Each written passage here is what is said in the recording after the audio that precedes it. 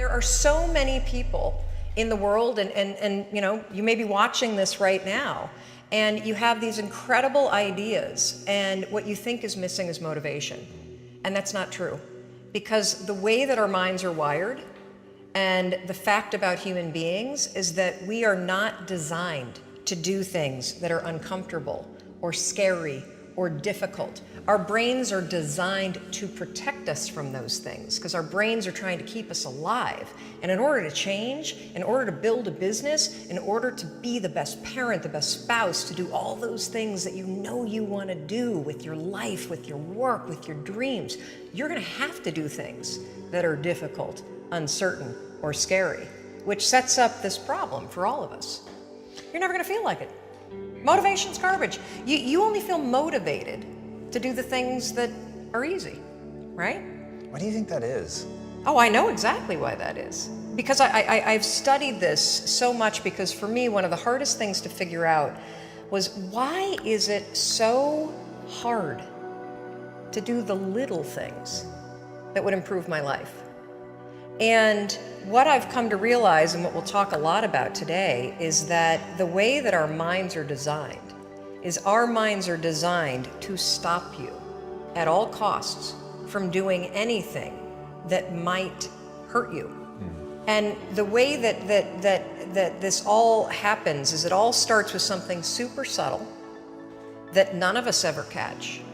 And that is with this habit that all of us have that nobody's talking about.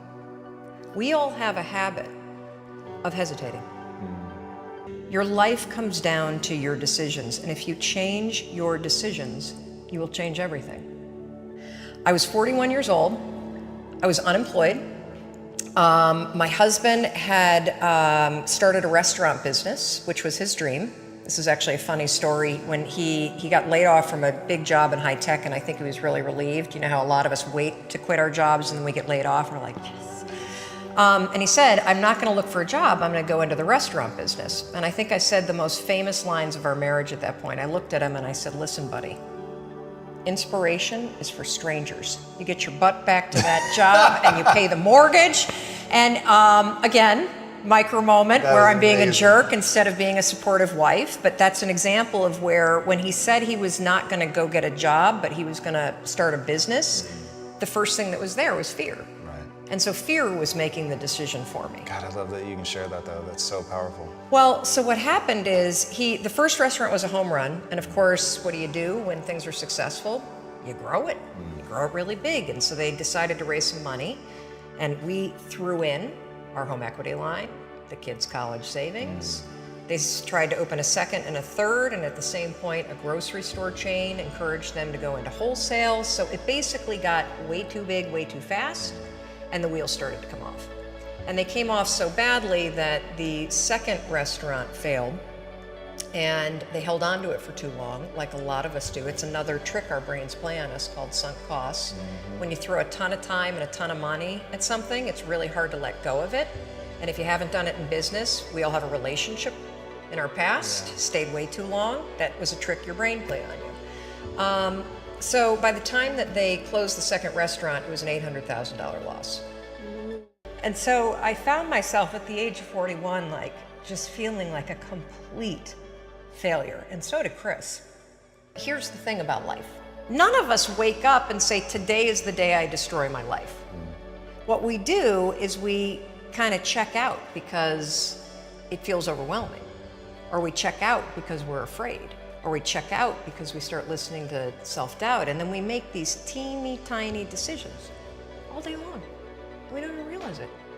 Decision to not get up on time, a decision to not eat the right thing, a decision to snap at your kids, a decision to not speak in a meeting, a decision to not look for a job, a decision to not deal with your finances, a decision to not call your parents, like whatever it is.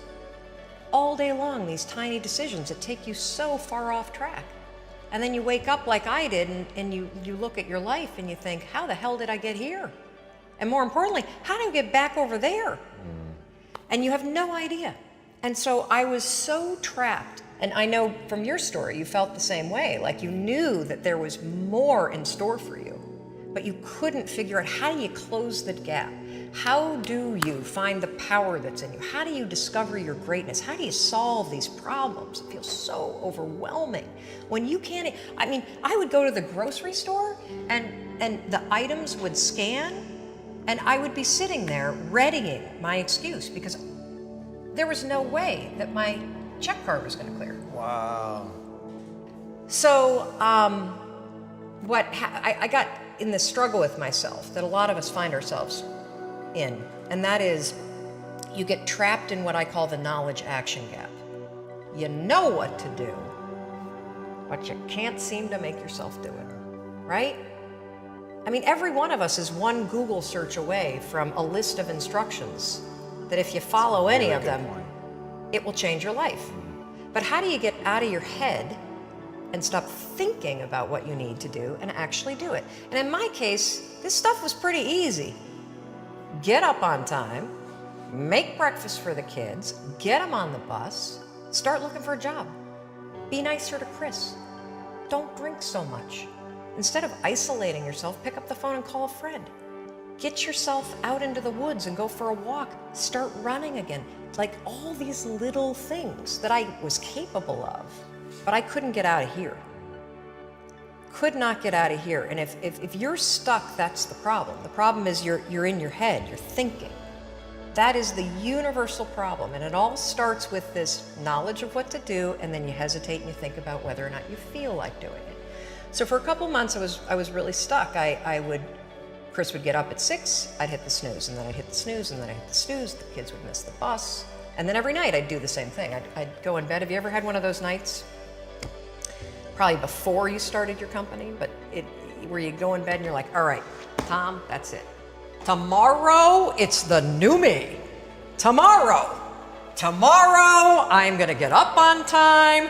I am gonna go to the gym. I am gonna look for a job. I'm not gonna drink so much. It's gonna be amazing.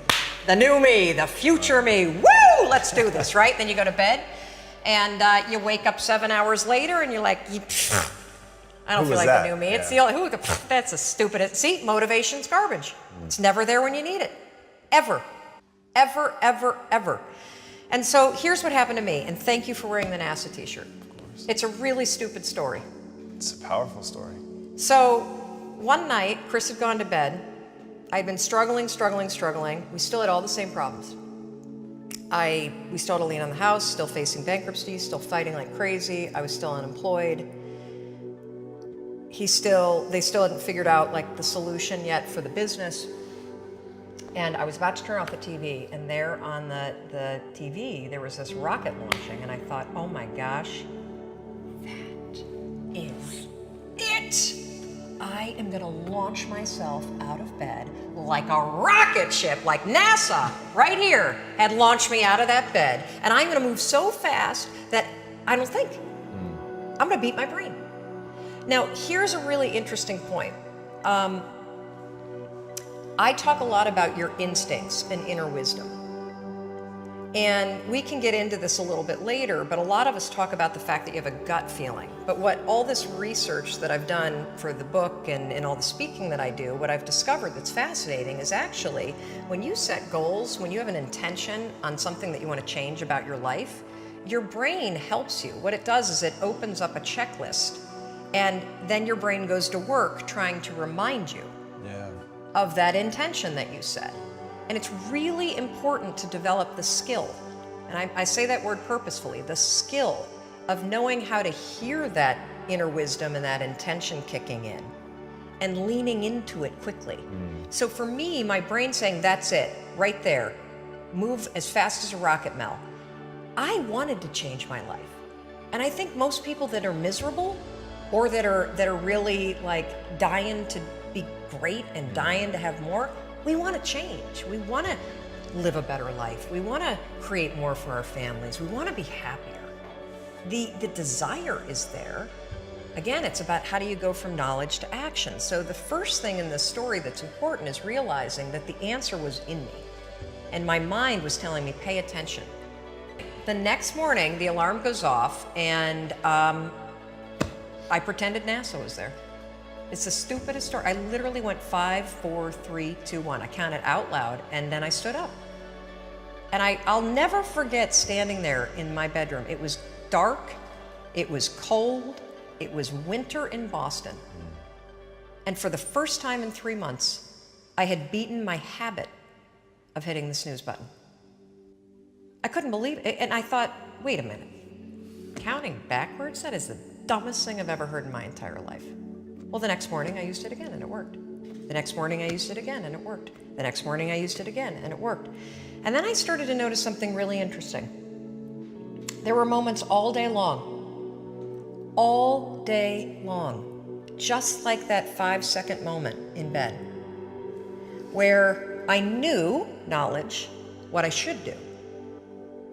And if I didn't move within 5 seconds, my brain would step in and talk me out of it. Every human being has a 5-second window, might even be shorter for you. You have about a 5-second window in which you can move from idea to action before your brain kicks into full gear and sabotages any change in behavior.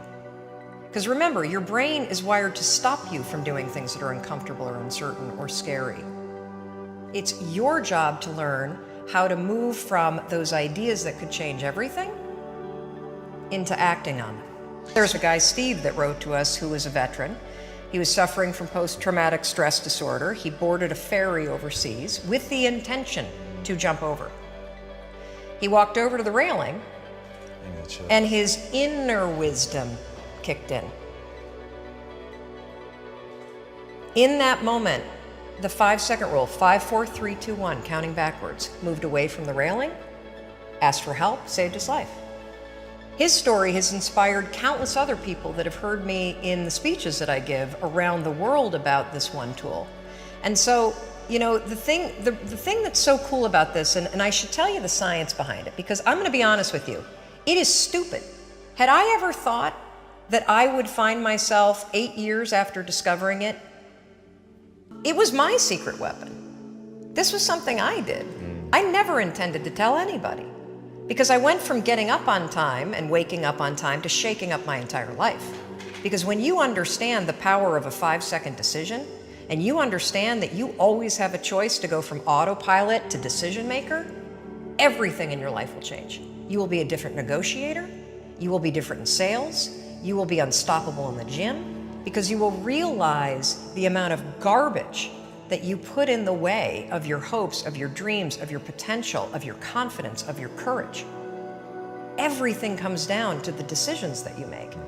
We all know what to do. None of us know how to make ourselves do it. So I started researching it. Why does something so stupid work? Why? Why does something so silly create such powerful and profound change? Well, here's why. The rule is a form of metacognition. Metacognition is a fancy pants term that means something real simple. You can outsmart your own brain in furtherance of goals.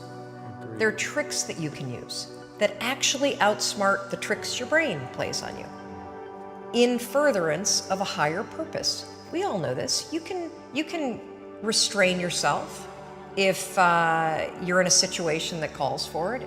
You can jump into a raging river to save your dog or your kid. You can direct yourself in ways if it's important to you. And so the rule, what it does is it does something really remarkable. When you count backwards, 5, 4, 3, 2, 1, what you're actually doing is you're interrupting what researchers call habit loops that get encoded as closed loop patterns in your basal ganglia. That's the part of the brain where your feelings, where your emotions, every habit that you have, which is nothing more than behavior that you repeat that you don't even think about. I've heard it referred to as a gearbox. Yeah. To shift your attention. Yes. And so when you go 5, 4, 3, 2, 1, it interrupts what's going on here that's spinning without you thinking, and it moves and awakens your prefrontal cortex. So when you hit 1, your habit has been interrupted. So you've interrupted self-doubt. You've interrupted maybe snapping at your kids. You've interrupted the desire to grab for a drink. You've interrupted procrastination. You've also, by counting backwards, done an action. It's awakened your prefrontal cortex. That is the part of the brain that you need that's awake when you're changing behavior, when you're learning new things. When you hit one, it's also a prompt. So in the language of research, you'll hear people talk about starting rituals. That is something that's proven to help you learn a new habit. The 5-second rule, when you repeat it, becomes a starting ritual that triggers you to act with confidence, that triggers you that this is a moment for courage, that triggers you to shift gears. And because you've also done the manual work of awakening the part of the brain that you need to change, you've set yourself up for success. It doesn't work if you count up, because you can keep going. And also counting up doesn't require focus. If you count backwards, 5, 4, 3, 2, 1, it again awakens the prefrontal cortex and it prompts you to move. When you start to use it and then you read about it, you'll see that it's being used all over the place. They use it in the armed services in order to align troops and get them to start an exercise. They use it in elementary schools, 5, 4, 3, 2, 1, at big assemblies to get a huge room full of kids to stop talking. Really simple and interesting example, yeah. Because it requires you to focus. It's not a habit. It will become a habit that prompts you to have confidence and courage. But in the beginning, it interrupts patterns of behavior that you do on autopilot.